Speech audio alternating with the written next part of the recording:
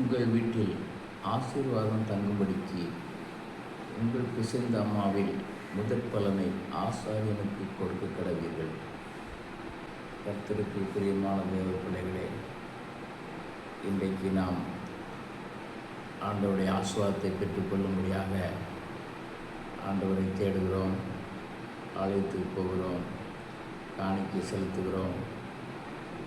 நம்ம வீட்டில் ஆசீர்வாதம் தங்கியிருக்குதா? இன்னும் பொருள் தேவை, குடும்ப தேவை எல்லாம் சந்திக்கப்படாமல் இருக்குதா? உங்கள் வருமானத்தில் முதல் பாகத்தை ஆண்டோடைய ஆலயத்தில் கொண்டு காணிக்கையாக செலுத்துங்கன்னு ஆண்டவர் சொல்லியிருக்கிறாரு. நம்ம அதை செய்கிறோமா?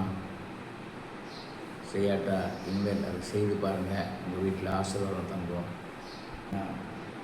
உன் பொருளாலும் உன் எல்லா விளைவின் முதற் பலனாலும் கர்த்தரை கனம் பண்ணு, அப்பொழுது உன் களஞ்சியங்கள் பூர்ணமாய் நிரம்பும்.